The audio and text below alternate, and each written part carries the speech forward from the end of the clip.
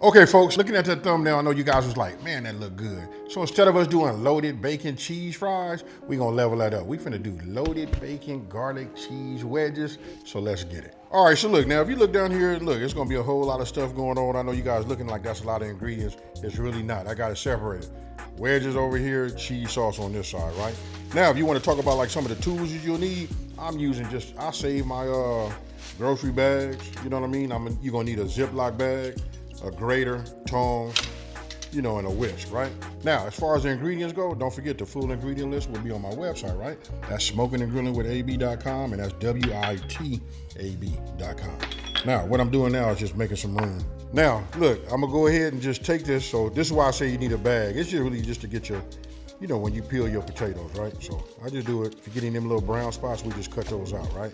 But the objective is for us to get some wedges out of this. Now, you guys can use any potato you like. I just like the yellow potato.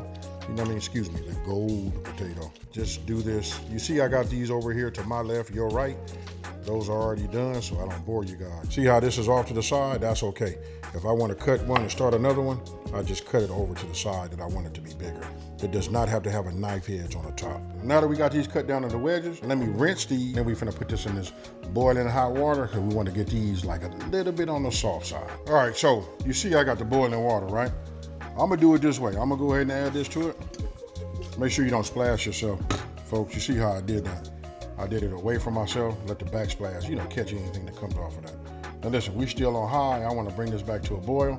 And then after that, I'm gonna cut that off and I'm gonna let it just sit in that hot water because they're not that big. Meanwhile, we're getting ready to go ahead and preheat our oven to 350 degrees. Okay, so look, now that we come back to a boil, right? This is what I was talking about. You wanna just go ahead and turn this off, right? We're just gonna let this sit right inside of this right here and this will be just fine. Because by the time I finish getting everything set up, when I need these will be just right. So we just give it a little bit of a head start, that's all. What I did was got my little sous chef right here, right? This is a zip quicker. It's just a handy little tool that helps you keep everything, like when you got bags, anything of that nature, it just opens it up, right? Some of y'all gonna be like, well, dang, AB, you gotta have that. Yes, sir. Anything that I can have that'll make my job easier, that's what I do, right? What I'm gonna do is I'm gonna take these ingredients separated, for the wedges. This is just a little bit, that little beeping sound you heard right now, my oven is up to temp, right? So I just put a little bit of paprika. You don't want to change the color or nothing like that. You just want to get just a hint of the flavor. So now I'm gonna go ahead and use my garlic press. You want to go ahead and put some minced garlic right here in the inside of this, right here, right? So we just take it. Oh yeah, so gratifying. Look at that right there. You guys ain't got no garlic press, get yourself one. Who is still mincing garlic? We're gonna go ahead and add in our parm, right? So you ask me, is it too much parm in here? I'll give you guys the basics. You can put what you want to put in there. It's really gonna just whatever will actually stick to the potato, right? So I'll just take this off like this, close this up, and we just give this the old school shake, right? You guys can look at it, and this is what you'll come up with. What we want to do is we want to go ahead and, pat our potato wedges dry. I'm just taking these and I want to pat these dry. Put it like this, because remember, we're going to get ready to do our shake and bake. Then we're going to add these, right? But you want these to be free of that water. So that the oil, remember that olive oil that we put in there?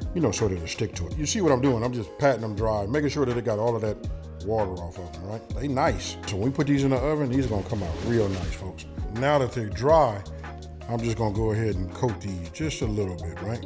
So I'm gonna move these around. So this right here is more or less, so my binder, plus it's leveled up with a little flavor, because again, that's my infused olive oil, right? So we got them like that.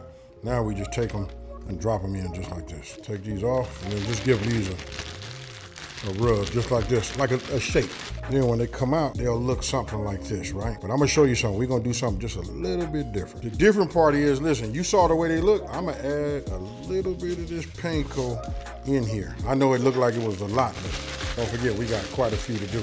So we get all of this to, mix with it, right? This is how we gonna level these up. When I say loaded and level, and then I mentioned all this to you in one word, garlic too. So we take them out and we just go ahead and just put them just like this.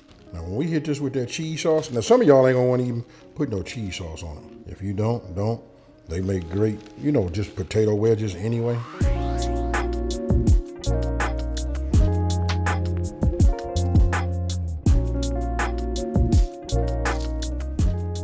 All right, so you see these right here? You almost don't even want to like put nothing on top of it, but I promise you, once we make this cheese sauce, put that on there, we're gonna do some bacon, we're gonna garnish it with some green. Ooh. Check this out. We're gonna put this in here, right? So, putting this in right now, we'll check it in 45 minutes. Okay, so look, now we're gonna pull these out. It's been 45 minutes, so let's just take a look at them, right? So let me get myself a toothpick. They're ready, you know what I mean? So now I just run this across. Actually, they can go in there for a little while longer. I'll probably let them stay in there for about another 10 minutes, you know what I mean, so they'll get a little bit more crispier. So we'll just put these in like this, close this up, and I'm gonna set a timer for 10 minutes. Meanwhile, we finna make this cheese sauce. Some of you guys gonna wanna like save this recipe just this here, you know what I mean? So if you're doing nachos or anything like that, this is gonna be the cheese, this is gonna be your go-to, right? So first thing I did was, I put a little bit of a medium flame underneath my pot, you know what I mean? Saucepan to be technical. And now I'm gonna take my room temperature cream cheese and just drop that in. What we wanna do is start to get this to melt, right? So you make sure you low, you know what I mean? We're not trying to burn nothing. We can take our time. All right, so you can see how it starts to melt, right? It's not gonna just get like, you know, like milk, right, on its own. So what we're gonna do is we're gonna start adding our milk to it and just keep stirring it. Remember, it's under that low heat. Now I put in just a little bit, all right? Now I have it like on super low. What I'm gonna do is raise my temperature up, you know what I mean? But we wanna get a little heat in here. All right, so now I take the rest of everything that was left, right? And we add it to it, right? So now I just start adding and I keep stirring, right? Just like you see. This is where we're gonna get our flavor from. Some of our coloring. Whew, we're using that dry mustard, folks. Then last, I put in my little bit of this flour. That's gonna be helping us thicken things up. Look at it right there. It's happening right in front of your eyes, folks. Now let me get a spatula. Let me run that across the edges. Now you wanna remember, you wanna have everything nice and low, right? So let me go back. Let's get it as low as possible. Now we got a lot of residual heat in here.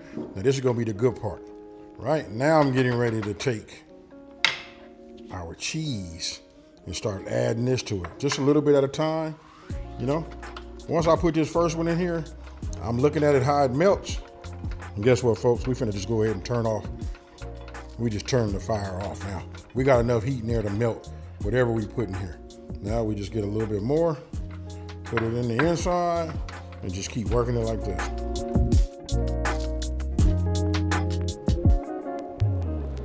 You can taste it, but you can look at it, you get the consistency that you would like. Now listen, as it cools, it's going to even thicken up even more. That's why I set it here. I have no fire underneath the bottom. And then when I test it, if I add anything to it, it'll be a pinch of salt. Other than that, that's right. Now you guys let me know when you taste it, what did you add? Did you add any more to it, you know, than what I put in there? But this right here is a nice cheese sauce. Then when it's nice and hot. All right, folks, so here they are. They nice and ready. They done cooled enough for me to go ahead and take, you know, to touch them. So I'm just gonna put some of these around here on the outside. It might be a little bit of a process making these, but that's okay.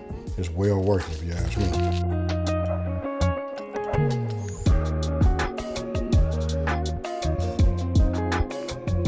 All right, so once you get them on your plate like how you want them, you know what I mean, or whatever you're gonna serve them on, now we do this part right here. This is the part to get everybody going. You know what I mean? Then you see I got some in the center. That'll get everybody going too. For those who want that extra little dip, you know what I mean, we got it. Don't want to put a whole lot on there, you know what I mean? Because we still got to go ahead and take a picture of it. Now don't forget, we got to add a little bacon to it, right? So just put this on here like this, because we did say they loaded, right? Then once you feel like you got enough bacon on there, then you can go ahead and add yourself some of these green onions. Now you sit this down in front of anybody that's watching some sports. Don't forget, it's playoff time. This right here, y'all let me know. What would you do to level this up?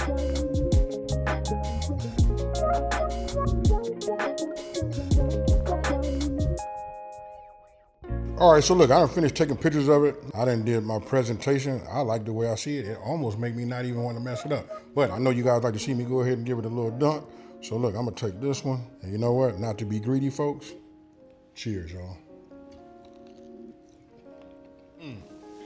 That there is nice. I wish we was having something today, but you know what? It's playoff time, so now we down to the, to the weekend, right? Everybody done had their buys this Saturday and Sunday. It's going down, folks, and I would love to have this in front of me, which I will. Now, I want you guys to talk to me down in the comment section below and tell me what else would you have added to this outside of sour cream, because that's easy. Now, anything else you would add to this to make it over the top, you can. And don't forget, they do have some great options out there for those that don't eat pork. You know what I mean? You can get that beef bacon.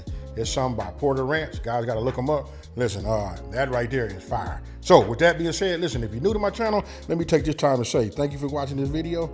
Don't forget to like, smash that subscribe button. Ooh, and tell everybody out there, there's a channel out here that's simplifying these recipes and taking the mystery out of cooking. And you know what I'm about to do. About to eat, and I'm out. Peace.